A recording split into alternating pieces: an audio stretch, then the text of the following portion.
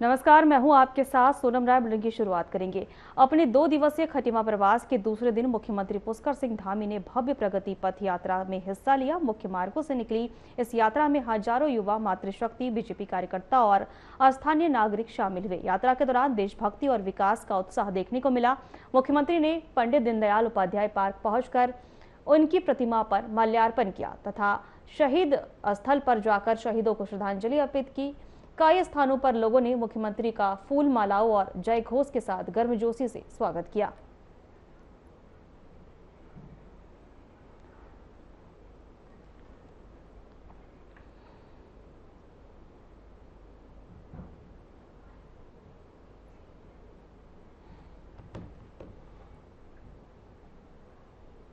उत्तराखंड के सीएम पुष्कर सिंह धामी ने अपने खटीमा प्रवास के दूसरे दिन भारत नेपाल सीमा से जुड़े बगुलिया और खाली महुवट और अशोक फार्म क्षेत्रों का दौरा कर स्थानीय लोगों से संवाद किया। इसके बाद उन्होंने शहीद हरिकिशन शिक्षण संस्थान इंटर कॉलेज में आयोजित जन जन की सरकार जनता के द्वार कार्यक्रम में मुख्य अतिथि के रूप में हिस्सा लिया।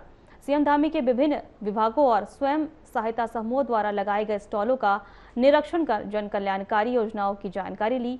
अपने संबोधन में उन्होंने कहा कि खटीमा की जनता का स्नेह और आशीर्वाद उन्हें पूरे उत्तराखंड की सेवा करने की प्रेरणा देता है। उन्होंने कहा कि प्रधानमंत्री नरेंद्र मोदी के नेतृत्व में देश और उत्तराखंड विकास के स्वर्णिम काल से गुजर रहे हैं और सरकार जनहित में लगातार ऐतिहासिक निर्णय लेकर विकास को नई गति दे रही है।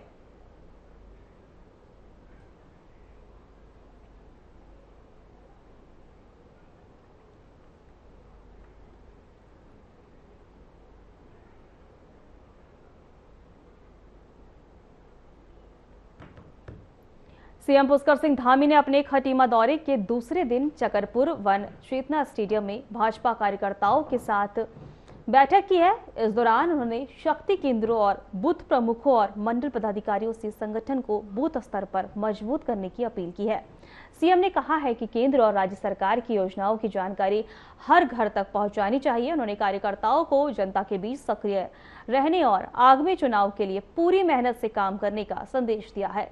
मुख्यमंत्री ने कहा कि भाजपा कार्यकर्ता ही पार्टी की सबसे बड़ी ताकत है।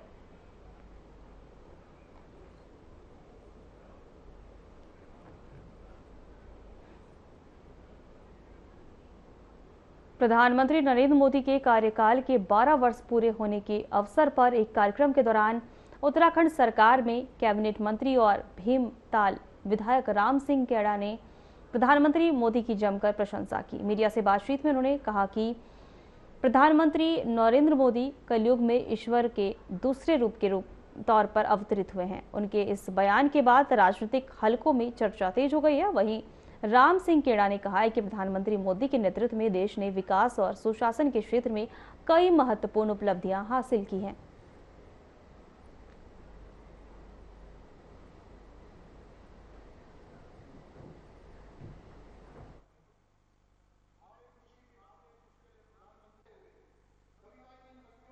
नरेंद्र मोदी जी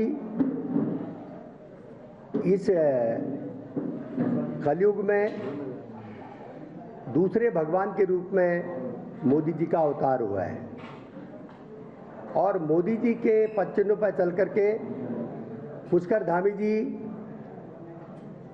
और मोदी जी लगातार गांव-गांव और वार्ड स्तर तक समस्याओं का समाधान करने का काम कर रहे हैं और मोदी जी के जो निर्वाचित प्रधानमंत्री के रूप में जो 12 साल का कार्यकाल हुआ है वो देश की आज़ादी के बाद पहले ऐसे प्रधानमंत्री बन चुके हैं जो सबसे अधिक कार्यकाल के प्रधानमंत्री बन चुके हैं। बीजेपी प्रदेश भर की विधानसभाओं में प्रवास कार्यक्रम चला रही है। वहीं बीजेपी प्रदेश महामंत्री कुंदन सिंह परिहार ने बताया है कि अभियान के तहत पीएम नरेंद्र मोदी के 12 वर्षों के कार्यकाल की उपलब्धियों को जनता तक पहुंचाया जा रहा है। मुख्यमंत्री पुष्कर सिंह धामी, खटीमा प्रदेश अध्यक्ष महेंद्र भट्ट और बाजपुर सहित वरिष्ठ नेता कई क्षेत्र में प्रवास कर रहे हैं। इस दौरान कार्यकर्ताओं में प्रबुद्ध जनों और किसानों के संवाद के साथ बूथ स्तर पर संगठन को मजबूत करने का कार्य भी किया जा रहा है।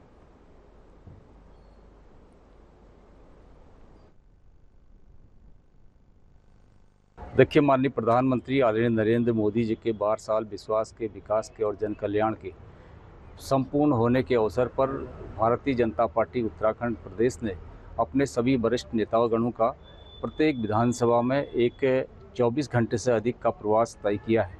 और इसी क्रम में हमारे 5 जो केंद्रीय नेता हैं उनका भी हमको प्रवास का कार्यक्रम यहाँ पर मिला है। कल ही हमारे केंद्रीय जल संसाधन मंत्री आदरणीय गजेंद्र सिंह शेखावत जी वो प्रवास करके आज वो वापस दिल्ली की ओर प्रस्थान किए हैं और मैं भी कल खानपुर विधानसभा में था।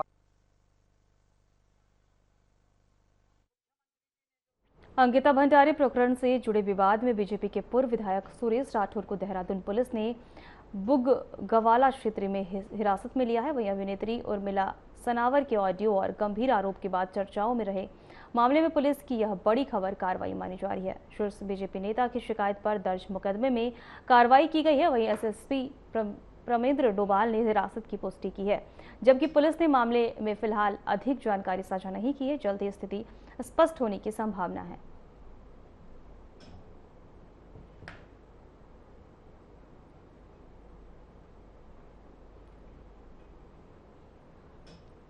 पीएम मोदी की तुलना पूर्व पीएम जवाहरलाल नेहरू से किए जाने पर कांग्रेस ने तीखी प्रतिक्रिया दी है। कांग्रेस प्रदेश प्रवक्ता शिवपाल सिंह बिष्ट ने कहा है कि नेहरू का व्यक्तित्व और राष्ट्र निर्माण में उनका योगदान अतुलनीय है। उन्होंने कहा कि कार्यकाल के आधार पर तुलना संभव हो सकती है, लेकिन योगदान और नेतृत्व क्षमता के मामले में नरेंद्र मोदी नेहरू के आसपास भी नहीं है। बिष्ट ने कहा कि केंद्र सरकार की नीतियों से आम जनता परेशान है, जबकि नेहरू ने देश की मजबूत नींव रखकर विकास की दिशा तय की थी।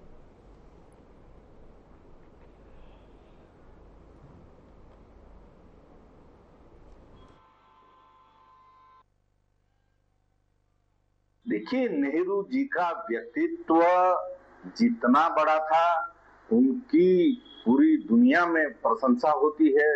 उन्होंने जिस तरीके से सामाजिक एकता के लिए बिना भेदभाव के शासन किया और इस देश की आजादी में भी नेहरू जी का अतुलनीय योगदान रहा है, वो पूरा देश जानता है, दुनिया जानती है। देश की आजादी के लिए लगभग 11 साल उन्होंने देश के कारागारों में काटे हैं। नेहरू जी से अगर मोदी जी की तुलना हो रही है तो निश्चित तौर पर जो है जनता भी जानती है कि ये तुलना केवल राजनीतिक कारणों से हो रही है।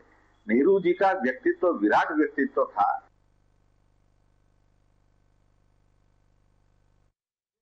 कोटद्वार में पूर्व सैनिक संघर्ष समिति ने देहरादून स्थित जॉली ग्रांट एयरपोर्ट का नाम स्वर्गीय बीसी खंडूरी के नाम पर रखने की मांग उठाई है।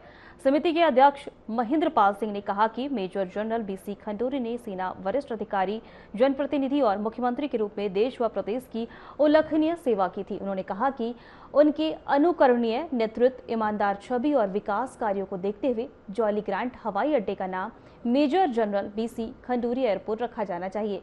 महेंद्र पाल सिंह ने बताया कि इस संबंध में प्रधानमंत्री नरेंद्र मोदी और केंद्रीय नागरिक उड्डयन मंत्री को पत्र भेजकर मांग रखी गई है।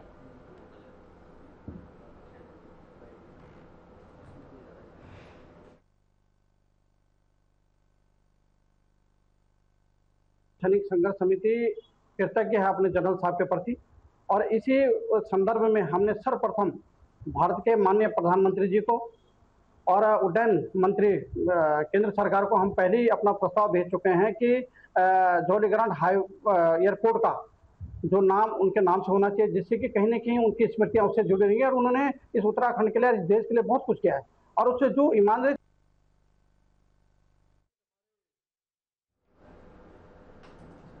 दो 2027 के विधानसभा चुनाव को लेकर कोटद्वार विधानसभा क्षेत्र में पूर्व सैनिकों की भूमिका एक बार फिर चर्चा में है। क्षेत्र में पूर्व सैनिक, सेवारत सैनिकों और उनके परिजनों की संख्या 37,000 से अधिक बताई जा रही है, जो चुनावी नतीजों को प्रभावित करने की क्षमता रखते हैं। निकाय चुनाव में पूर्व सैनिकों द्वारा अपना प्रत्याशी उतारने के बाद अब विधानसभा चुनाव को लेकर भी उनकी सक्रियता बढ़ गई है। पूर्व सैनिक संघर्ष समिति का कहना है कि सैनिकों और उनके परिवारों से जुड़े मुद्दों को प्राथमिकता देने वालों को ही समर्थन दिया जाएगा।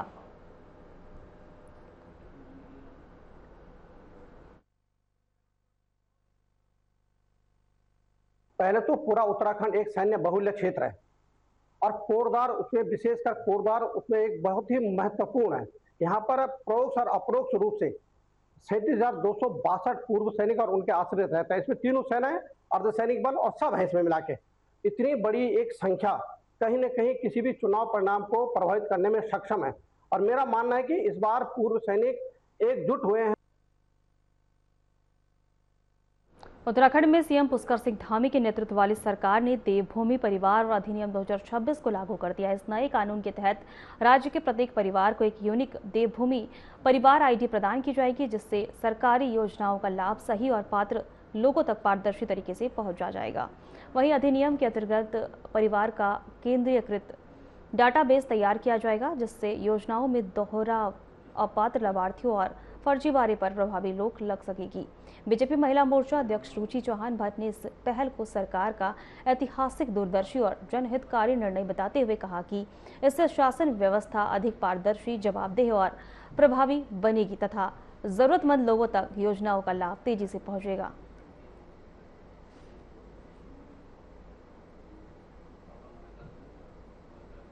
मैं स्वागत करती हूँ इस कानून का, और एक महिला होने के नाते मैं बहुत बहुत आभार और धन्यवाद भी व्यक्त करती हूँ। माननीय राज्यपाल जी ने इस कानून को पास भी कर दिया है। जैसे कि इस कानून में विदित है और कहा गया है कि जो भी 18 साल से ऊपर की हमारी बहन होगी वो इस परिवार की मुखिया होगी। ये कहने की मतलब ये हम कहते रहते हैं या नहीं कहते रहते, पर ये कागजी तौर पे भी है, कानून के तौर पे भी आ रहा है। तो ये एक बहुत बड़ी बात है। एक आईडी में ये लिखा जाएगा और एक परिवार की आईडी बन रही है, देवभूमि के परिवार के हर सदस्य की आईडी बन रही है, और उसमें एक महिला को मुखिया बनाया जाना एक बहुत ही बड़ा कदम है।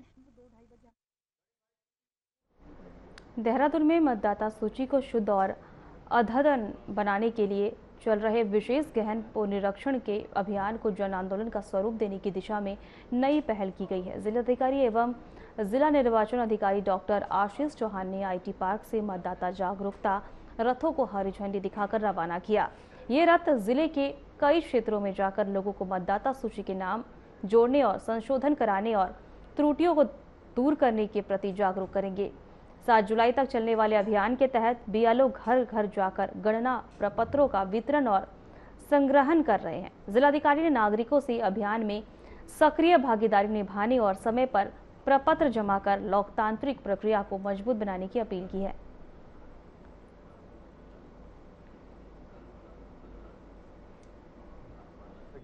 Dehradun as a capital town लगभग हमारे जो वोटर्स का नंबर है 13,76,000 के आसपास है, और अभी हम लोगों ने रफली अराउंड 50% मतलब 46% है, और 6 लाख से ऊपर का अभी तक हम लोगों ने एनुमरेशन फॉर्म्स डिस्ट्रीब्यूट कर दिए हैं। तो हम रेगुलरली इसको मॉनिटर भी कर रहे हैं, और बीएलओज जिनकी संख्या लगभग 1800 के आसपास है, तो उनको लगातार हम लोग मदद देने की कोशिश कर रहे हैं ताकि जल्दी से जल्दी उनकी समस्याओं का भी समाधान हो और वोटर्स को भी टाइमली फॉर्म्स मिल सके। थराली सुना, पैनगढ़ और मोटर मार्ग पर प्रमाणित नदी ने वर्ष 2023 की आपदा में पुल बहने जाने के बाद क्षेत्र से ग्रामीणों को भारी दिक्कतों का सामना करना पड़ रहा है। वैली ब्रिज निर्माण को लेकर भूमि और मुआवजा विवाद के चलते कार्य रुका हुआ था, लेकिन अब प्रशासन और थराली विधायक भूपाल राम टमटा के हस्तक्षेप से मामला सुलझ गया है और विधि विधान के साथ पूजा अर्चना कर वैली ब्रिज निर्माण कार्य का शुभारंभ किया गया। वहीं विधायक ने लोक निर्माण विभाग को बरसात से पहले निर्माण कार्य पूरा करने के निर्देश दिए, जिससे क्षेत्र की ग्रामीणों को राहत मिलने की उम्मीद जगी है।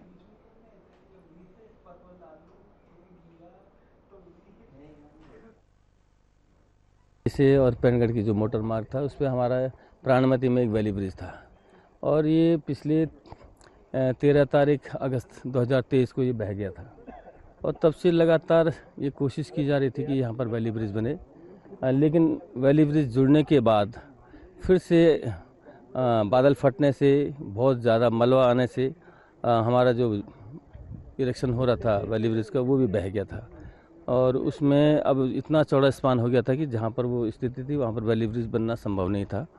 और इसलिए यहाँ पर जहाँ पर बहुत संकरा कम से कम मेरे ख्याल से 50 मीटर स्पान को देखा गया, तो यहाँ पर ये आज मैं तो धन्यवाद करना चाहता हूँ करूँगा आपका चैनल। आप एक विगत 4 सालों से जिस पुल की इंतजारी थी, जिस पुल के लिए हमारे 500,000 संख्या के लोग 4 ग्राम सभाओं के लोग इंतजार कर रहे थे, उस हर चीज़ का संजोग होता है। ये पुल ऑलरेडी यहाँ पे कहीं ना कहीं थोड़ा ज़मीनी जो प्रकरण रहा आपसी तालमेल के चक्कर में नहीं हो पाया, लेकिन जब यहाँ पे इस बीच में जो वार्तालाप हुई उनका जिनके जो भूमि धारक थे उन लोगों से पॉजिटिव वार्ता हुई। और इसमें हमारे जो PWD के नए एक्शन साहब आए हैं उन्होंने बहुत सुलझे हुए तरीके से वार्ता रखी। हमारे जो SDM साहब हैं उन्होंने सुलझे हुए तरीके से वार्ता रखी। और माननीय विधायक जी ने मुझे 4 दिन पहले इसी कार्यक्रम पे इसी संदर्भ पे लगाया था। हमारा सॉर्ट आउट हुआ है तो ये विधायक जी के सौजन्य से हुआ है। उन्होंने हमसे कई बार बात करी इस संदर्भ में, क्योंकि हम तो सड़क के लिए हमने पहले भी मना नहीं किया था, हम नीचे से सड़क देने को तैयार थे, लेकिन पता नहीं किसी गलती की वजह से ये सड़क ज़बरदस्ती ऊपर से आ रही थी। तो हमने फिर कई बार विधायक जी से वार्तालाप करी तो उन्होंने कहा कि मैं इस मामले को सॉर्ट आउट करवाऊँगा। तो आज उन्हीं के द्वारा जो है कि ये मामला सुलझ पाया है और मैं उनका बहुत बहुत धन्यवाद करता हूँ। देहरादून में आयोजित एक प्रेस वार्ता में स्वाभिमानी मोर्चा ने चक्राता को अलग जिला बनाए जाने की मांग की है। मोर्चा अध्यक्ष बॉबी पंवार ने कहा कि चक्राता भौगोलिक रूप से अत्यंत दुर्गम क्षेत्र है, जिसके कारण देहरादून से इसका प्रभावी प्रशासनिक संचालन संभव नहीं हो पा रहा है। उन्होंने कहा कि अलग जिला बनने से क्षेत्र की समस्याओं का समाधान तेजी से होगा और लोगों को बेहतर प्रशासनिक सुविधाएं मिल सकेंगी। बॉबी पंवार ने बताया कि चक्राता को जिला बनाने की मांग उनकी प्राथमिकताओं में शामिल है और इसके लिए आगे भी लगातार आवाज उठाई जाएगी।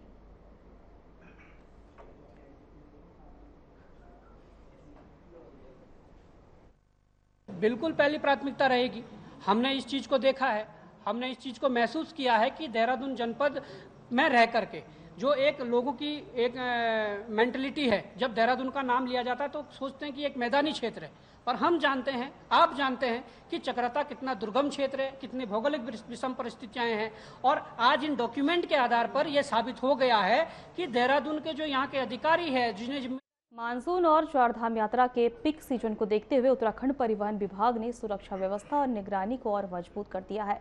RTO प्रवर्तन डॉक्टर अनीता चामोलना ने बताया है कि यात्रा मार्गों पर सभी चेकपोस्ट सक्रिय कर दिए गए हैं तथा वाहनों की सघन जांच की जा रही है। चारधाम रूट पर खास एनफोर्समेंट स्क्वाड तैनात किए गए हैं जो दुर्घटना संभावित क्षेत्रों पर लगातार निगरानी रख रहे हैं। इसके अलावा ओवर स्पीडिंग और नशे की हालत में वाहन चलाने वालों के खिलाफ सख्त कार्रवाई के खास इंटरसेप्टर टीमें भी तैनात की गई है। परिवहन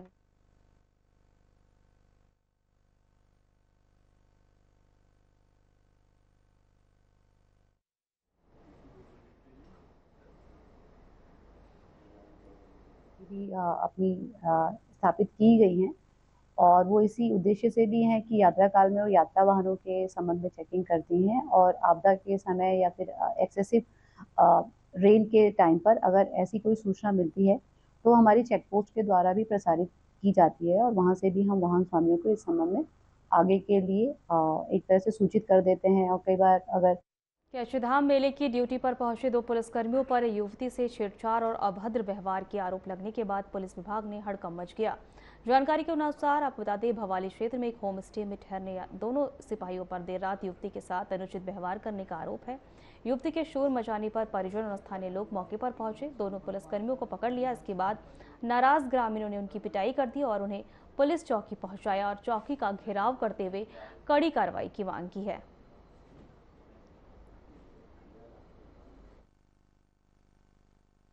जी, आपका कथन सत्य है कि देर रात को मध्य रात्रि को हमें जानकारी मिली कि कोतवाली भवाली क्षेत्र में पवित्र कैंचीधाम जो मंदिर पड़ता है उस कैंचीधाम मंदिर क्षेत्र में विगत 4 डेज के लिए हमने विशिष्ट पुलिस प्रबंधन किया। आगामी कैंचीधाम स्थापना दिवस के परिप्रेक्ष्य में विशेष पुलिस प्रबंधन। देहरादून के सहसपुर थाना क्षेत्र के बैरागी वाला गांव में खेत में पानी छोड़ने को लेकर हुए खूनी संघर्ष के मामले में पुलिस ने त्वरित कार्रवाई करते हुए 4 आरोपियों को गिरफ्तार कर लिया है। 2 पक्षों के बीच हुई मारपीट में 3 भाई गंभीर रूप से घायल हो गए, जिनमें विनोद कुमार की उपचार के दौरान मौत हो गई। पुलिस ने नामजद आरोपियों सहित 30 से 40 13 जून की शाम बैरागी वाला सहसपुर थाना क्षेत्र में सिंचाई के पानी को लेके 2 पक्षों के बीच में आपसी विवाद काफी बढ़ गया था, जिसमें एक पक्ष द्वारा हावी होकर दूसरे पक्ष पर जानलेवा हमला किया गया, जिसमें विनोद कुमार को हॉस्पिटल ले जाया गया, जिन्होंने मृत घोषित किया गया। इसमें कुछ चोटिल भी हुए थे। पुलिस के द्वारा तत्काल ऋषिकेश में गंगा नदी के तेज बहाव के बीच फंसे बिहार के 21 वर्षीय युवक करण कुमार पासवान ने एसडीआरएफ ने सफल रेस्क्यू अभियान चलाकर सकुशल बचा लिया है। युवक 84 कुटिया के पास गंगा के बीच स्थित एक पहाड़ी पर फंस गया था। यहाँ पर आश्रम में रहते हैं, विठल आश्रम में। हाँ, यहीं पर पास में एक शेषनाग आश्रम है। तो यहाँ क्या करने आए थे? यहाँ पर सेवा करते हैं महाराज जी का। नहीं, अभी क्या करने आए थे? अभी नहीं आए थे, कल ही आए थे। तो कल ही से फंसे हुए थे, तो कल यहाँ पर सोए थे, कोई नहीं था, तो ऊपर से तो कल से फंसे हुए आप? हाँ, कल से ही सब फंसे। अरे तो आवाज रात को कल? हाँ, तो रात को वहाँ पे तराई केंद्रीय वन प्रभाग की टांडा रेंज में तैनात वन क्षेत्राधिकारी रूपनारायण गौतम अपनी सख्त कार्यशैली और वन तस्करों के खिलाफ लगातार कार्रवाई को लेकर चर्चा में है। करीब 30 वर्षों की सेवा के दौरान उन्होंने अवैध कटान और तस्करी के खिलाफ कई बड़े अभियान चलाए, जिसमें बड़ी मात्रा में अवैध। देखिए, नवंबर 22 में मैं यहाँ तैनात हुआ था और नवंबर 22 से अगर मैं अपना कार्यों की गुणगान करूँ तो मेरे द्वारा इस क्षेत्र में बहुत बड़े पैमाने पर जो खैर तस्करी हो रही थी उस पर लगाम लगाई गई है। खैर तस्करी के अगर आप कंपाउंड में घूम के देखो तो इस आज की तारीख में करीब 40 से 42 4 व्हीलर सीज खड़े हैं जिसमें खैर भरा हुआ है और शिकार के 2-3 बड़े केस हुए हैं जिनमें लोग जेल गए हैं, जिसमें बहुत बड़ी मात्रा में कछुओं की बरामदगी। फिलहाल हमारे खास बुलेटिन में इतना ही। नमस्कार।